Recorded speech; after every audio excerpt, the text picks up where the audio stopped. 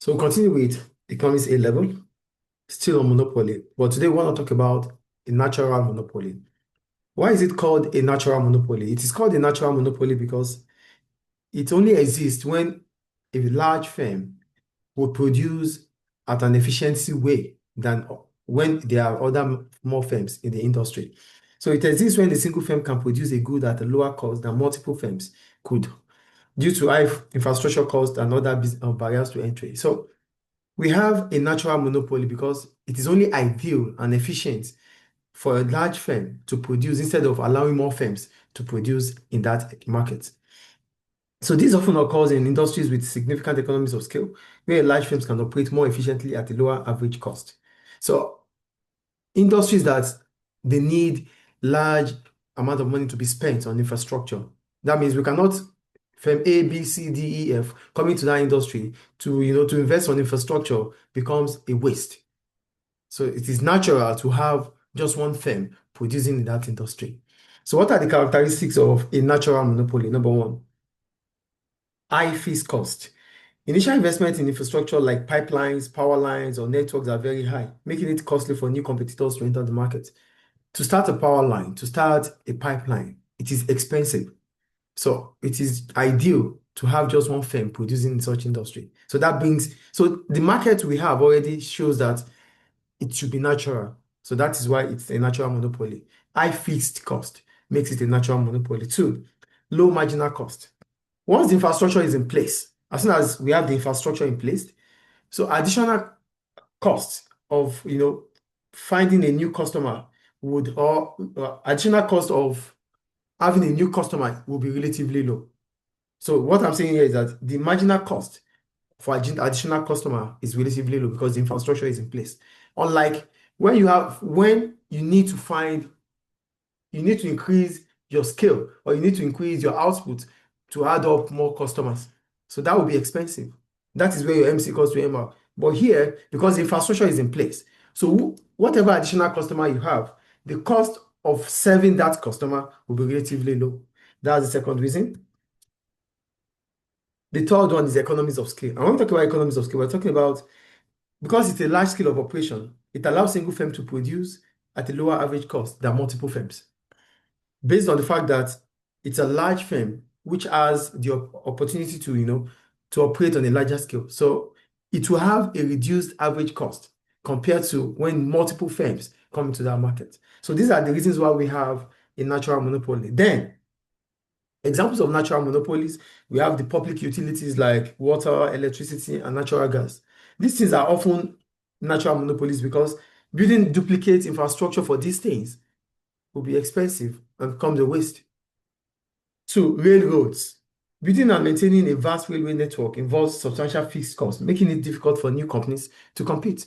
So it's difficult because when you have different railroads managed by different companies, then you're wasting resources. Then, excuse me, please. So why do natural monopolies occur? We call them natural monopolies because they are large firms that would operate on a larger scale and they will have a reduced average cost compared to when we have multiple firms coming into that industry to operate. Based on the fact that the infrastructure, there's need for investment on high levels of infrastructure or barriers to entry like government regulation. So why do we have natural monopolies? One, market structure. One of the reasons why we have a natural monopoly is through the market structure. So the nature of the industry and its production technology dictates whether a natural monopoly is likely to exist or not. So the kind of product we're talking about, the nature of that market will determine if it has to be natural monopoly or not. Like what example, the power line. A power line can be easily managed by government. So giving it out to different firms will be a waste of resources. So one of the reasons why we could have a natural monopoly is based on the market structure, the nature of the market itself. Two, barriers to entry. Barriers to entry occur because there's high fixed cost for initial investment. You want to invest on pipelines, power lines. These are costs that are high. So initially, it is difficult for firms to invest on them. So high fixed costs and other barriers like government regulations or exclusive licenses can prevent potential competitors. So there's barrier to entry, which makes it natural monopoly because there's government regulation backing it up. There might be exclusive licenses given to those firms, or probably because of the cost of initially setting it up. Then what are the implications of natural monopolies? The first implication of a natural monopoly is that there's potential for market power. And when we talk about potential for market power occurs because a natural monopolist might determine the price it wants to sell. So a natural monopolist might reduce output to increase price. So yeah, a natural monopoly can potentially exploit its position by charging higher prices and limiting output. So that is the implication of a natural monopoly. So if there's a natural monopoly, it simply means it has the market power based on the fact that it's a price maker. So it could actually reduce the output or limit the output to increase the price. Because as soon as output is limited, it means there's scarcity. And scarcity will warrant what? A higher price.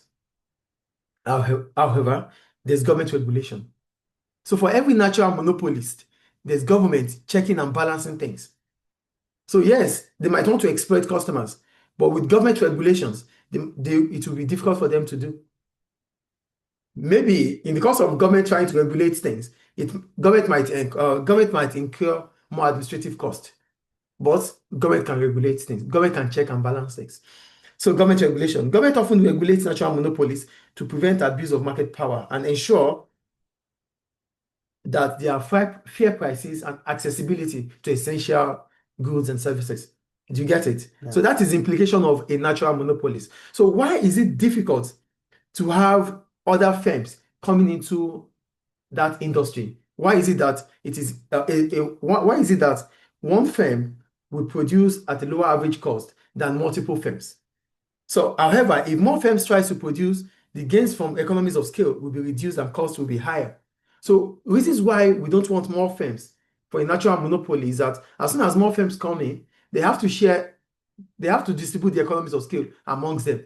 And if the economies of scale has to be distributed, the cost of production increases. Do you get the point here? Yeah.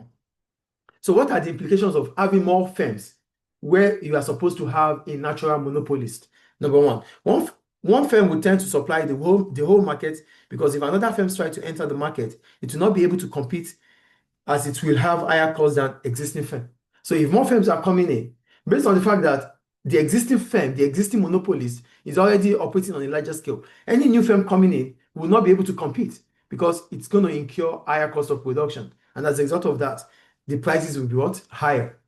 So the second implication is this: prices may be lower if there is only one firm in the market and it passes on its cost saving. Because if it's a firm, there is economies of scale, which means cost reduction. So the cost reduction means cost savings. So that can be passed on as a lower price to customers. But if new firms are coming in, incurring more cost, then the prices are expected to rise. So these are the implications of having more firms in a market that's supposed to be for a natural monopolist. So that is why we have the graphical representation here. Look at the graphical representation here.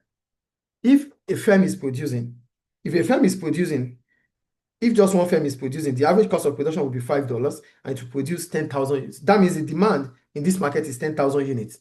So if one firm is producing, the average cost it's going to have is 5. But if we have like 3 firms producing the same unit, then each firm will be producing 3,000. And because you are producing you are producing at a lower scale, your average cost is expected to what? To rise. So it is only ideal for a firm to have, or in the market, to have just one firm producing in a natural monopolies. Because in the long run, the lowest average cost of production in the long run is where we have 10,000 units. Here, it is higher. So average cost is higher. The long run average cost is higher compared to when a firm is only producing. If a firm is producing, we have 5,000 or $5 as average cost of production. But if more firms are producing, we're going to have a higher cost of production at $11. And their output will be this compared to this. So this firm is able to reduce its cost of production because it's operating on a larger scale. But here, output is reduced and that increases the cost of production. This is the average cost, the long run average cost of production. Here it is higher, but here it is the lowest you could have. Do you get it now, please? Do you get it or not? So, a natural monopolies will occur because this is the only point where we can produce at a reduced cost. If we have to allow more firms to come into this place, if more firm comes in, they will produce at this cost. And this cost means higher prices. This cost means lower prices. Is it clear? Yeah. Any question about that? All right. So let me have my notes. Okay. So go to the cost and benefits of monopolies now.